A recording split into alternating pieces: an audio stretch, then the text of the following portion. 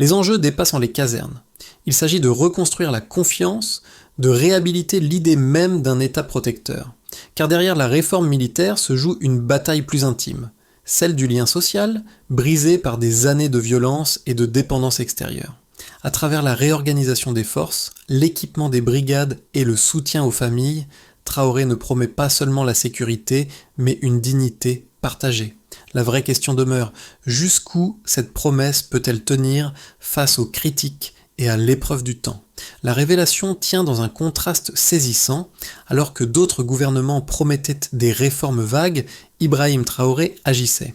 En décembre 2024, il promut le colonel Moussa Diop au rang de général et chef d'état-major. Puis, un mois plus tard, confia le commandement de l'armée au colonel Ramba Ahmed Herman avec mandat de décentraliser la prise de décision.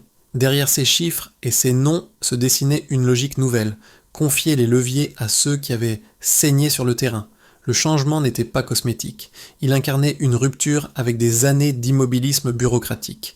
Les réformes ont commencé là où tout semblait s'effondrer, dans les rangs, au quotidien. 5 brigades d'intervention rapide virent le jour, conçues pour la mobilité et la réactivité. Des radios fonctionnaient enfin, les hélicoptères volaient, les ordres circulaient avec cohérence. Chaque amélioration tangible, une ration livrée à temps, une arme entretenue, rappelait que la souveraineté pouvait se mesurer à l'efficacité retrouvée. Mais la transformation ne s'arrêtait pas à la logistique. Traoré intégra les volontaires du programme VDP, des civils devenus défenseurs locaux au sein des forces régulières. Ce geste fit plus que renforcer l'armée. Il réconcilia la nation avec ceux qui la protégeaient, l'intégration symbolisait un pacte, la bravoure populaire trouvait reconnaissance, la hiérarchie retrouvait légitimité. Pour la première fois depuis longtemps, l'armée burkinabé n'apparaissait plus comme un corps usé, mais comme un miroir de la société, solidaire, disciplinée et réarmée. Et derrière chaque décision, un même fil conducteur, restaurer la fierté par l'action concrète. C'est ainsi que, sous Ibrahim Traoré, la reconstruction de l'État a commencé par la restauration de l'honneur. Dans les premiers mois de la réforme, les visages du changement furent ceux des soldats eux-mêmes. Dans une base de l'Est, un sergent racontait comment, pour la première fois depuis des années, ces hommes recevaient des rations complètes et des ordres cohérents. À Kaya, une unité mixte, composée de militaires et d'anciens volontaires, reprit le contrôle de villages jadis abandonnés. Ces récits, modestes mais précis, devinrent la mesure la plus crédible de la politique d'Ibrahim Traoré. Chaque geste du président, chaque inspection improvisée, renforçait un message simple. La présence précède la parole. Il ne s'agissait pas de gouverner par slogan, mais de restaurer la confiance par la proximité. Les soldats blessés témoignaient d'un même sentiment, celui d'être enfin vus, reconnus, utiles.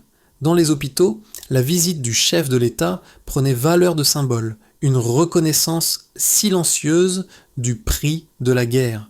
Pour les civils, ces signes avaient un poids moral. Voir les forces armées mieux équipées, disciplinées, présentes sur le terrain, c'était redécouvrir une institution qui protège au lieu d'inquiéter. Les villages autrefois vidés se repeuplaient lentement, les routes redevenaient praticables. Les premiers impacts n'étaient pas seulement militaires, ils touchaient le tissu même de la société. Et dans ce tissage fragile entre autorité et compassion se jouait la véritable bataille d'Ibrahim Traoré, celle de faire de la loyauté un sentiment partagé, non imposé. Un défi immense, mais porteur d'une promesse, celle d'un État qui se redresse d'abord par ses hommes. Tout commença par un geste simple mais chargé de symboles, la remise d'un lot d'équipements militaires neufs à l'automne 2025. Ibrahim Traoré, vêtu de son uniforme sable, remit lui-même les clés des véhicules blindés à leur commandant. Le moment, filmé à la lumière du jour, fut perçu comme un acte de reconquête, celle de la confiance. L'armée burkinabé, longtemps dépendante des dons étrangers, voyait surgir ses propres engins, certains assemblés localement. À partir de ce jour, la réforme prit la forme d'une cascade d'actions tangibles. De nouveaux bataillons furent déployés dans les régions du nord et de l'est, appuyés par les brigades d'intervention rapide. Les routes, jadis coupées par l'insécurité, furent rouvertes grâce aux bulldozers de l'armée. Les ingénieurs militaires, travaillant aux côtés des civils, rebâtissaient des ponts et des écoles. Le pouvoir voulait montrer que la défense et le développement pouvaient désormais marcher ensemble. Dans les hôpitaux militaires, l'impact se fit aussi sentir. Des stocks de matériel médical furent renouvelés, les procédures de prise en charge révisées. Sous la direction d'Ibrahim Traoré, la direction centrale de l'action sociale lança un programme inédit, former 75 veuves de soldats à la résilience psychologique et à la réinsertion professionnelle. Ce n'était plus une armée isolée du peuple. C'était une communauté solidaire étendue aux familles endeuillées. Mais toute reconstruction appelle son lot d'épreuves. Les attaques rebelles ne cessèrent-elles pas. Elles devinrent au contraire le test permanent de cette nouvelle armée. Chaque victoire tactique confirmait la cohésion retrouvée. Chaque perte rappelait le coût de la souveraineté.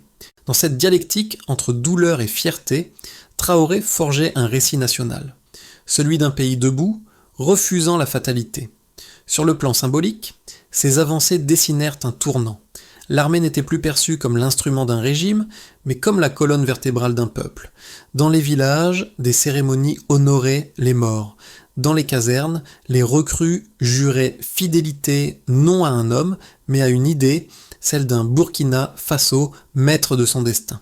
Et si le monde extérieur observait avec scepticisme cette centralité militaire, à l'intérieur du pays, beaucoup voyaient dans cette discipline retrouvée la condition même de la paix. Sous Ibrahim Traoré, la guerre ne se menait plus seulement contre l'ennemi armé, mais contre la résignation. Sous la présidence d'Ibrahim Traoré, la réforme militaire s'est accompagnée d'une stratégie mesurable, traduite en chiffres clairs. 5 brigades d'intervention rapide ont été créées entre janvier 2024 et juin 2025. Chaque brigade compte environ 800 hommes, formés en logistique, combat rapproché et reconnaissance.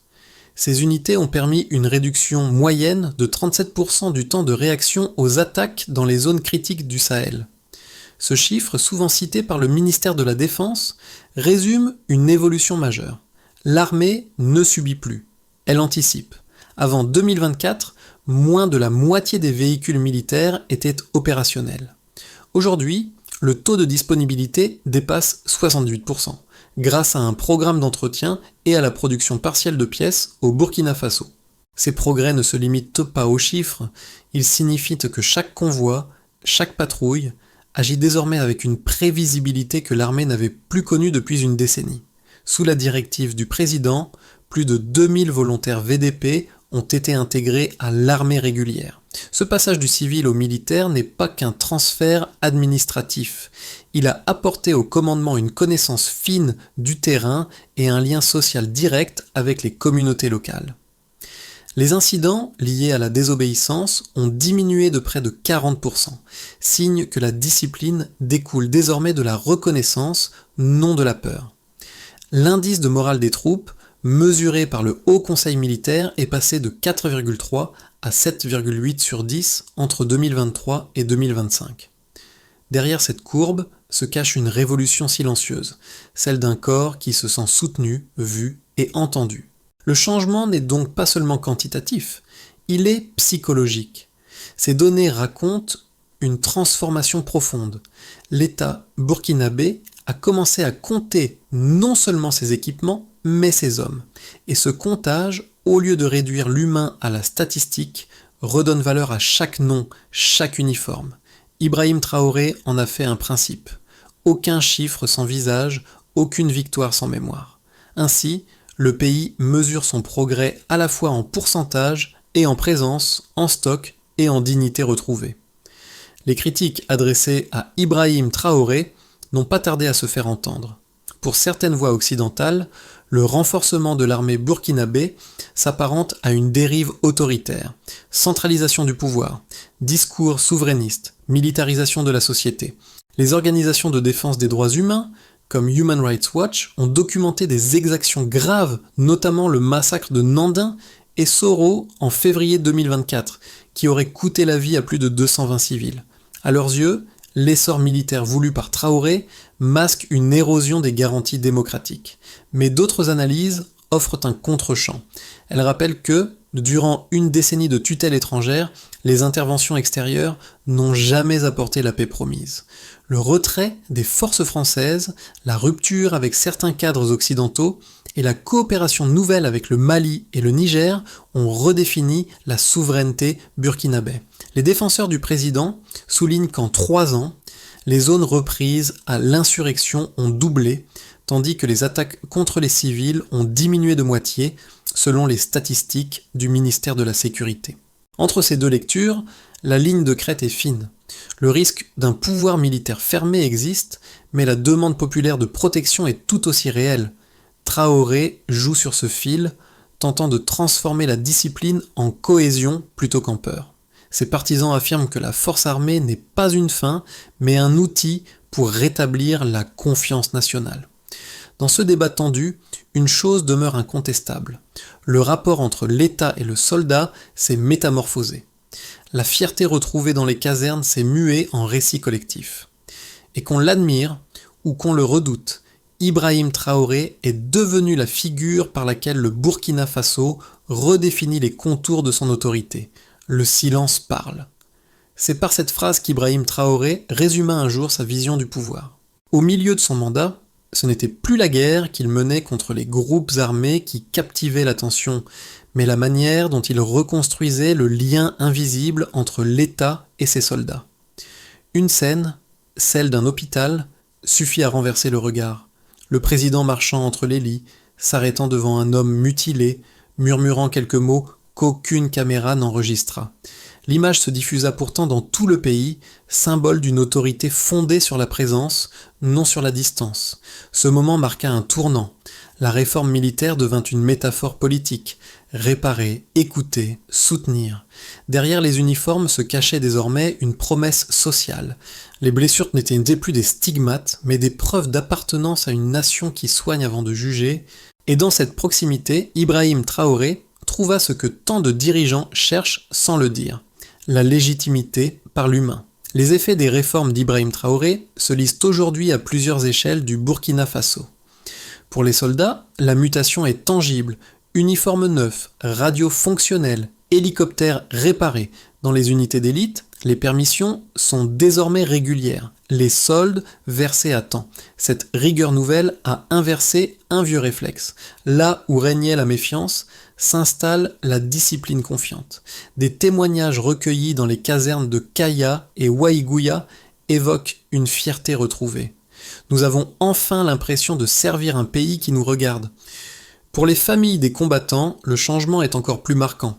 Depuis 2023, l'Agence pour l'appui aux veuves, orphelins et victimes de guerre, ASVIG, soutient plus de 4000 foyers. Chaque famille recensée reçoit une aide financière pouvant atteindre 12,5 millions de francs CFA, un accès à la scolarité gratuite et des formations professionnelles. Les veuves deviennent artisanes, les orphelins étudiants. L'État ne distribue plus l'aumône, il rétablit un droit. Cette politique transforme la douleur en appartenance. Elle ancre la mémoire dans la continuité. Pour les civils, les retombées sont multiples. Les nouvelles brigades sécurisent les routes du commerce local, permettant aux marchés du Nord et de l'Est de rouvrir. Les convois humanitaires, autrefois escortés par des forces étrangères, sont désormais protégés par l'armée nationale. Les indices économiques locaux affichent une timide reprise.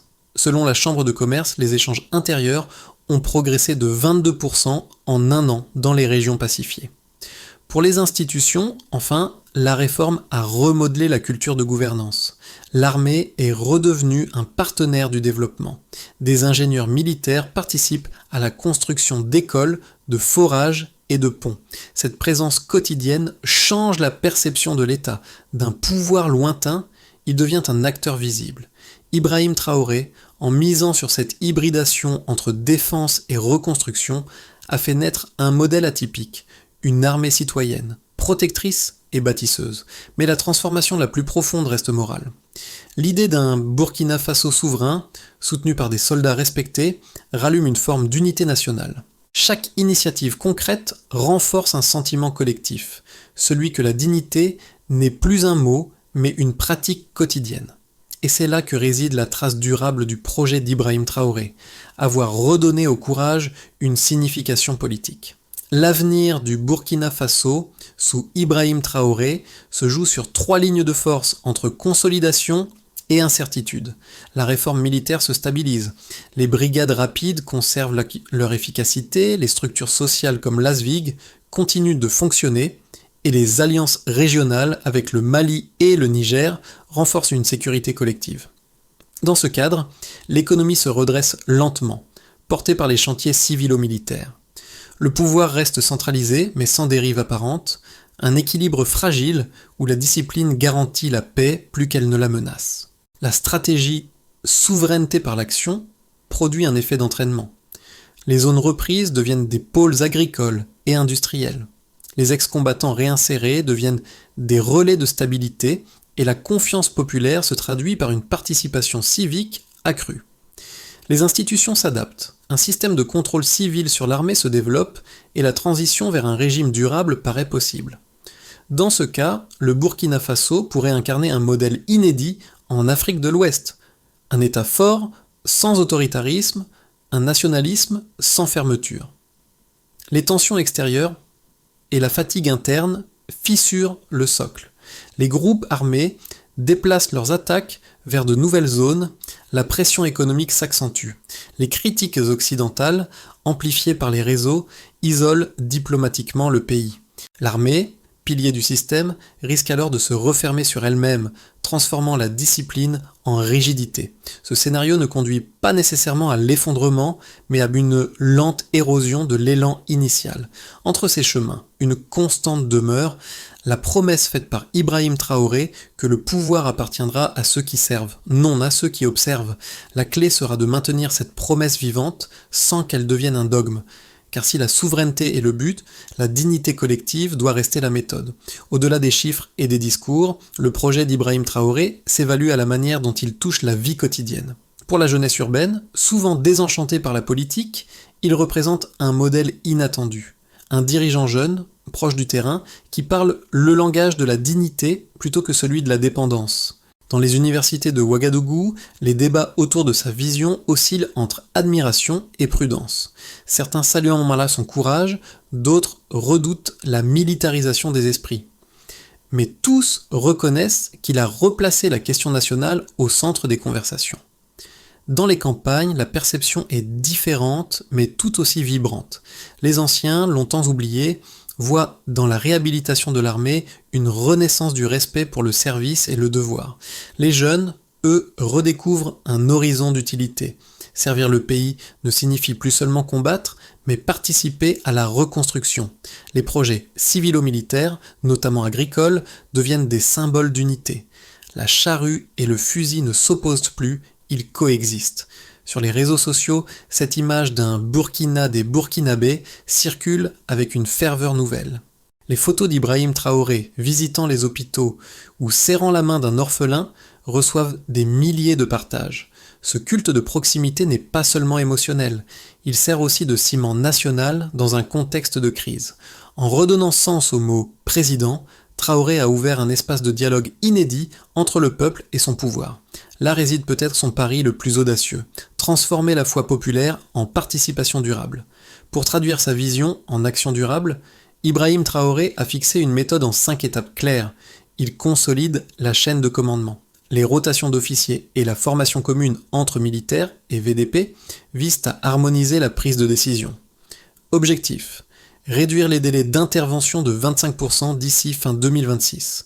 Il institutionnalise la mémoire du sacrifice. Le ministère de la Défense et l'ASVIG élaborent une base de données nationale recensant chaque soldat tombé au combat. Cette mémoire publique sert autant à honorer qu'à prévenir l'oubli, un principe cher à Ibrahim Traoré. Il autonomise la production militaire. Le plan 2025-2028 prévoit que 30% du matériel léger soit assemblé localement. Ce mouvement, inspiré par la philosophie de Thomas Sankara, veut ancrer la souveraineté dans l'industrie nationale. Il ouvre des voies de reconversion. Les soldats blessés ou retraités se verront proposer des postes civils dans l'administration, la logistique ou la formation technique.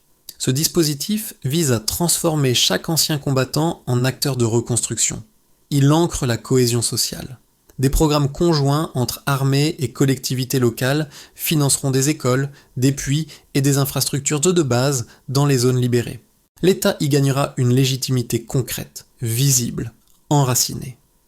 Cette feuille de route n'a rien d'abstrait. Elle repose sur une équation simple: sécurité, mémoire, production, reconversion, cohésion. C'est dans cette articulation que le projet d'Ibrahim Traoré prétend transformer la victoire militaire en stabilité nationale.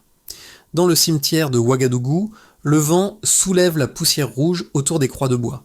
C'est là qu'Ibrahim Traoré revient, parfois, loin des caméras, pour honorer ceux qui n'ont plus de voix. Parmi les tombes anonymes, certaines portent désormais des plaques gravées, fruits du programme de mémoire nationale qu'il a lui-même initié. Ces noms retrouvés, ces histoires rendues à la lumière forment le cœur battant de son récit politique. Il aime rappeler qu'un soldat ne meurt jamais tant que son pays se souvient. Sous sa présidence, la fidélité ne se mesure pas en slogan, mais en gestes. Une main posée, un uniforme remis, une promesse tenue. Les familles endeuillées, les blessés, les vétérans, tous deviennent les gardiens silencieux d'une dignité retrouvée. Ce n'est pas la puissance des armes qui définit aujourd'hui le Burkina Faso, mais celle de la mémoire. Et si l'histoire d'Ibrahim Traoré trouve un écho si fort, c'est parce qu'elle parle moins de guerre que d'appartenance. Dans un pays où l'oubli fut longtemps la norme, il a choisi le souvenir comme acte de gouvernance. L'histoire du Burkina Faso, sous Ibrahim Traoré, n'est pas achevée. Elle s'écrit chaque jour dans le silence des casernes et le courage des anonymes. Ce récit collectif invite chacun à se demander: que signifie servir une nation quand la paix reste à construire? Car la souveraineté, ici, ne s'impose pas. Elle se cultive par le travail, la loyauté, la mémoire.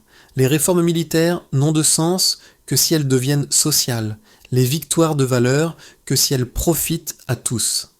À ceux qui regardent de loin, cette trajectoire offre un miroir, celui d'un peuple décidé à se relever sans attendre le secours d'autrui. Et à ceux qui vivent sur cette terre rouge, elle lance un appel simple: défendre n'est pas seulement combattre, c'est bâtir. Peut-être que là réside la véritable promesse d'Ibrahim Traoré: transformer la douleur d'un pays en force tranquille et faire de chaque citoyen un gardien de son propre destin. Alors que ferait chacun de nous face à un tel héritage? Rester spectateur ou participer à l'effort commun? Un silence pesant emplissait la salle de l'hôpital militaire de Bobo-Dioulasso. Lorsqu'Ibrahim Traoré entra, sans escorte ni caméra, les regards se figèrent sur sa démarche calme. Ce geste simple, poser sa main sur l'épaule d'un soldat blessé, valait plus qu'un discours. Il disait qu'aucun combattant ne serait oublié. Dans un Burkina Faso meurtri, cette présence silencieuse interroge: que révèle-t-elle vraiment du pouvoir qu'exerce aujourd'hui Ibrahim Traoré? Dans un pays où chaque aube peut porter la rumeur d'une embuscade, la stabilité n'est plus un concept abstrait. Sous la direction d'Ibrahim Traoré, le Burkina Faso tente de transformer la peur quotidienne en une discipline collective, en une foi nouvelle dans la souveraineté. La promesse est claire: que plus aucun soldat ne se sente oublié, que chaque citoyen voit dans l'armée non plus un corps isolé, mais une main tendue.